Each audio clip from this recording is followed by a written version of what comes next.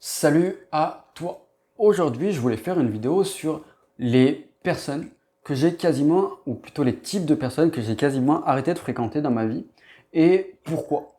Alors, je tiens à mentionner une chose, cette vidéo n'est pas là pour définir la réalité absolue, mais juste ma réalité.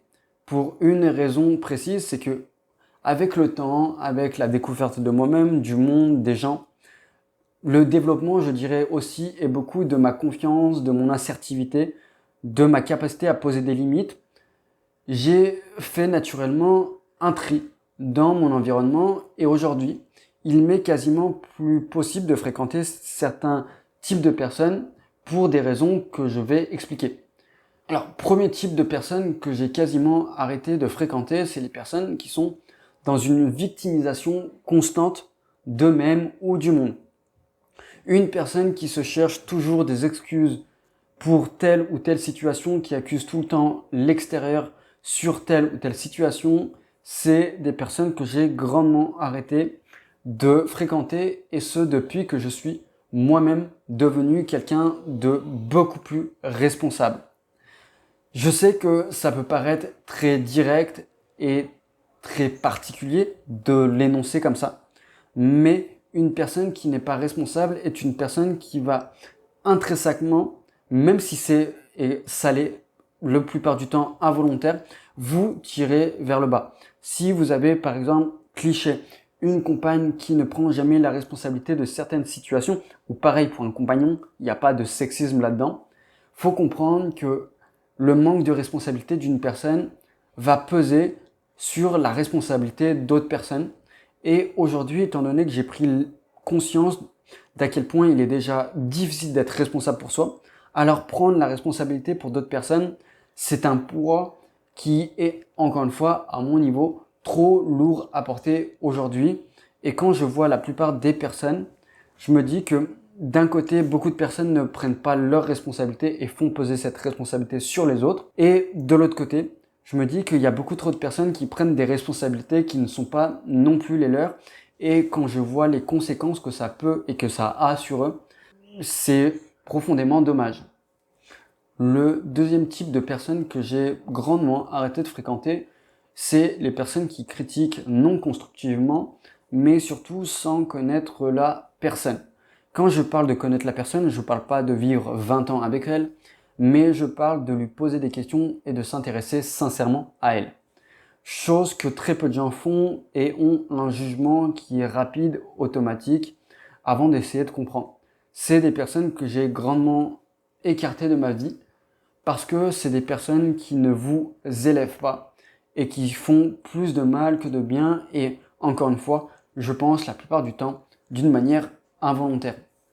Une personne qui me critique, qui me juge sans me connaître, est une personne que j'écarte automatiquement ou presque de mon champ relationnel et social. Déjà qu'il n'était pas énorme, alors je vous laisse imaginer. Mais oui, c'est des types de personnes que aujourd'hui je ne tolère plus de fréquenter, ou tout du moins des comportements que je ne tolère plus. Le troisième type de personnes que j'ai totalement arrêté ou presque de fréquenter, c'est les personnes qui me forcent à demi-mot ou totalement à faire certaines choses. J'ai développé, encore une fois, avec la confiance, un côté très provocateur et parfois rebelle en fonction de certaines situations vécues dans mon passé. Aujourd'hui, une personne qui me force, notamment par exemple l'ultimatum, est une personne que je ne souhaite plus fréquenter. Pour la simple et bonne raison, c'est que déjà moi j'estime être personne pour forcer une personne à faire telle ou telle chose. C'est un manque d'humanité et de libre arbitre pour la personne.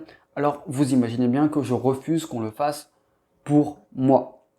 Il y a beaucoup de personnes qui posent des ultimatums, et soyons sincères, un ultimatum, on pourrait croire que c'est un choix, mais je vous le dis, c'est une illusion de choix, tout simplement parce que c'est un principe qu'on utilise en hypnose, l'illusion du choix, où on laisse deux choix à la personne, mais ces deux choix qui ne sont pas vraiment des choix, et ça s'appelle de l'influence et de la manipulation, qu'elle soit volontaire ou non. Bref, ça c'était une parenthèse. Et je refuse qu'on ait ces comportements sur moi. Donc, j'ai arrêté de fréquenter ce type de personnes-là. L'autre type de personnes que j'ai totalement, cette fois-ci, arrêté de fréquenter, c'est ce que j'appelle les pessimistes chroniques. Il n'y a rien de mal à avoir une forme de pessimisme de temps à autre, et je pense même que souvent, une forme de pessimisme peut être constructif ou peut nous mener à une forme de bonheur à long terme quand c'est fait intelligemment avec une forme de logique. Maintenant, quand je parle de pessimisme chronique, c'est des personnes qui, de par leur fait de voir tout noir et de ne voir aucune once d'espoir, de joie, de bonheur dans la vie, c'est des choses qui sont pesantes et encore plus pour une personne comme moi qui est hypersensible et qui capte toutes les émotions. J'ai bien conscience que tout dans la vie n'est pas parfait. Je ne suis pas un pro pensée positif à tout prix. Je ne crois même pas à cette théorie ou à ce dogme de ma façon, en tout cas de mon point de vue. Mais il y a une nuance à voir. Je vais beaucoup plus accrocher aujourd'hui à des personnes qui sont constructives. Qu'est-ce que j'appelle constructif? C'est des personnes qui, ok, c'est la merde dans ma vie. Déjà, j'ai une part de responsabilité dans cette merde. Et quand je parle de responsabilité, je ne parle pas de culpabilité. Je parle de responsabilité dans le fait de pouvoir changer la situation, déjà. Et surtout, il y a la possibilité de changer la situation. Quand vous écoutez certaines personnes, tout est noir, tout est sombre et rien ne pourra changer. Bah déjà, c'est un manque de responsabilité.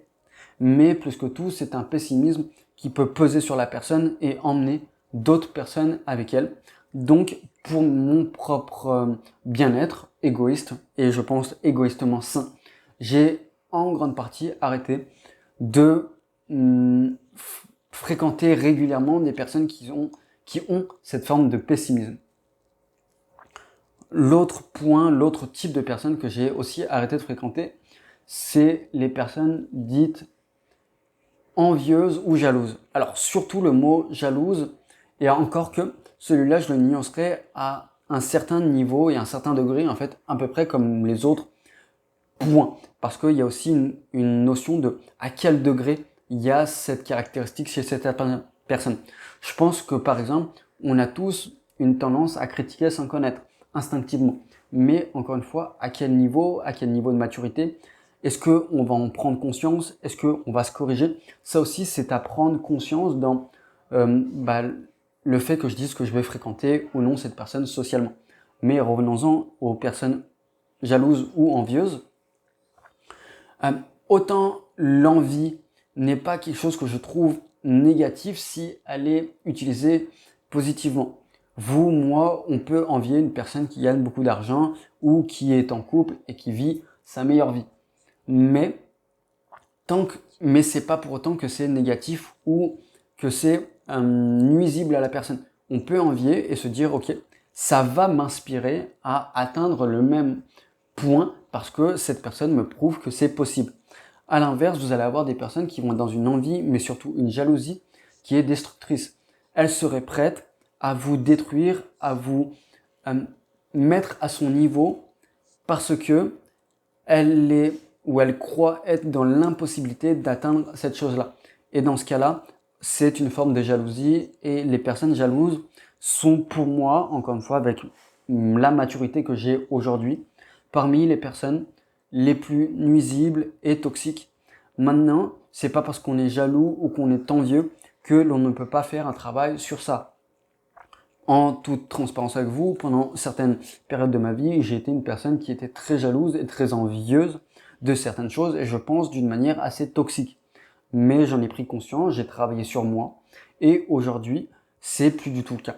Pour, encore une fois, faire une parenthèse dans la parenthèse, ça vient généralement d'insécurité et de peur et c'est des choses qui se gèrent avec le temps. L'autre type de personnes que j'ai en grande partie arrêté de fréquenter, c'est les personnes, alors, dites hypocrites, même si dans le mot hypocrite, on peut y mettre plein de choses. Ce que je considère comme hypocrite, ça va être des personnes qui vont ne pas dire les choses comme elles ont à être dites, d'une manière transparente. Et dire les choses d'une manière transparente, ça ne veut pas dire manquer de respect ou de bienveillance. Généralement, c'est peut-être même l'inverse. Mais je déteste qu'on tourne autour du pot. Je pars du principe que le temps est quelque chose de précieux et quand on a quelque chose à me dire, autant me le dire en toute transparence. Si j'ai fait le con sur certaines choses, si je suis mauvais dans certaines choses, si j'ai fait une erreur, autant me le dire sans y mettre les formes, juste avec du respect et de la bienveillance. Mais plus que tout, je dirais que dans le mot hypocrite, on pourrait considérer les personnes qui vont être dans certaines formes de mensonges. On a tous une tolérance au mensonge, la mienne est très faible, mais les personnes qui sont souvent dans des mensonges constants sont aussi des personnes qui ne nous tirent pas généralement vers le haut. En tout cas, je ne vois pas comment un mensonge, qu'il soit même bénéfique à son origine, tire une personne vers le haut. Et j'ai décidé de m'entourer de personnes qui, même si elles ne vont pas dans mon sens, même si elles doivent être parfois brutales, toujours avec une notion de respect, de bienveillance, vont me faire évoluer. Après, c'est mon tempérament à moi, mais j'ai toujours préféré la notion de vérité, la notion d'inconfort court terme pour permettre un confort long terme, à plutôt des personnes qui vont me caresser dans le poil et qui vont caresser mon ego dans le sens du poil. Chose que j'ai aussi énormément travaillé sur moi. Et il y a deux autres types de personnes que j'ai en grande partie arrêté de fréquenter. Alors, pas en totalité, parce que c'est impossible, et il y a beaucoup plus de nuances ou de tolérance à ce niveau-là. Mais premièrement, c'est les personnes qui pensent court terme. Alors, encore une fois, ça va dépendre des situations, mais une personne qui pense court terme, par rapport à mon logiciel de pensée long terme, ça n'est pas compatible.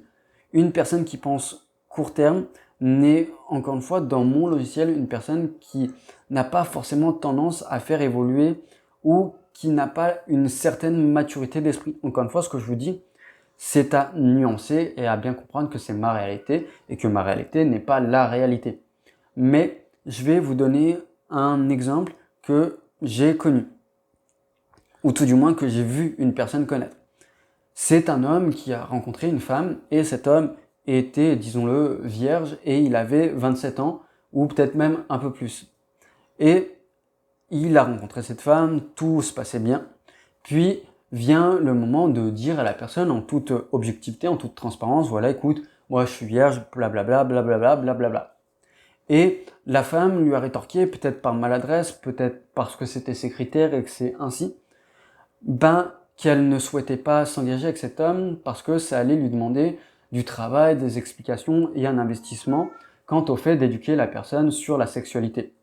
Et que cette femme voulait plus ou moins profiter assez rapidement parce qu'elle n'avait plus le temps de se prendre la tête. En soi, on pourrait comprendre les deux points de vue, mais comprenez bien qu'une personne qui n'est pas prête, par exemple, à investir 3 mois de sa vie pour découvrir son partenaire et pour apprendre à vivre peut-être l'une des plus grandes sexualités qu'elle va peut-être connaître, en tout cas si l'homme s'investit et elle aussi, c'est une personne qui a une pensée court terme et qui sacrifie peut-être une sexualité et même, je dirais plus, une vie de couple épanouie à long terme. Et c'est valable pour plein de choses.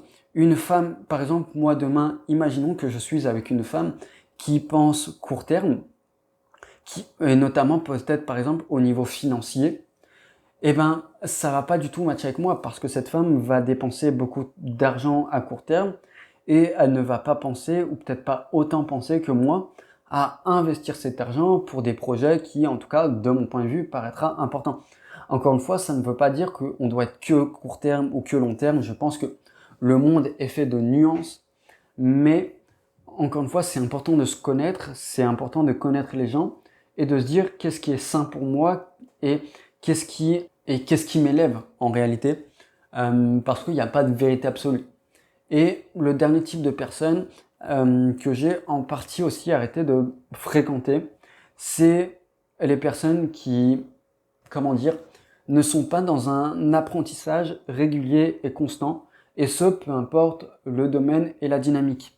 Encore une fois, tout ce que je vous dis, je me base à partir de mes filtres, mais l'un de mes critères en fait principal quand je recherche une personne dans mon environnement social, c'est une personne qui va m'élever et que moi aussi je vais pouvoir élever. Ça ne marche pas que dans un sens, qu'on s'entende.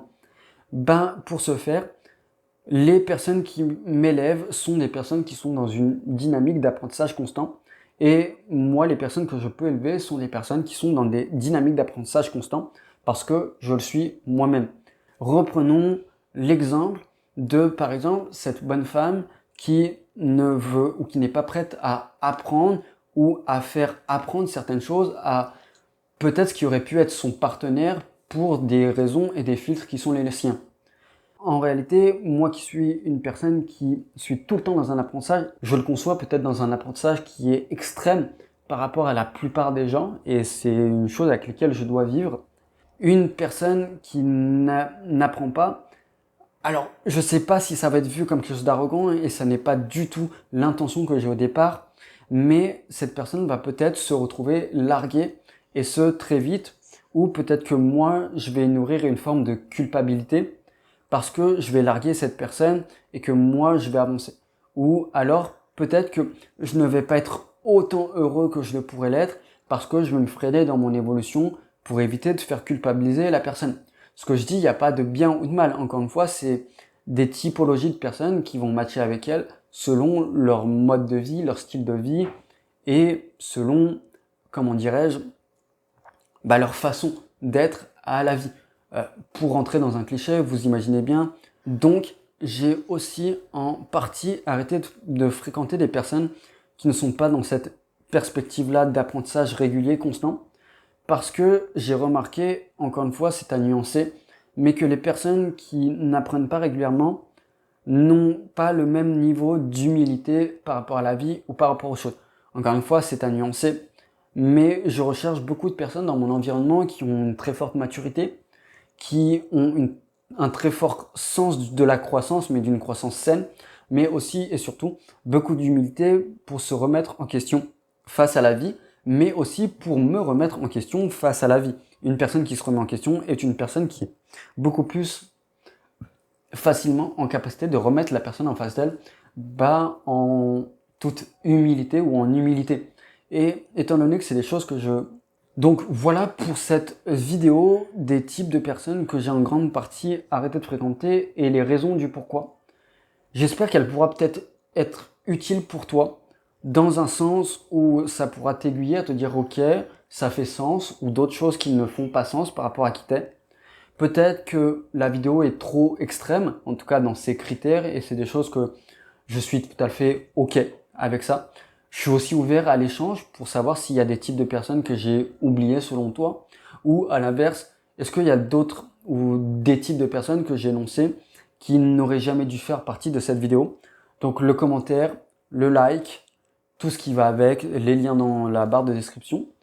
Prends soin de toi et puis je te dis à très bientôt pour une merveilleuse vidéo.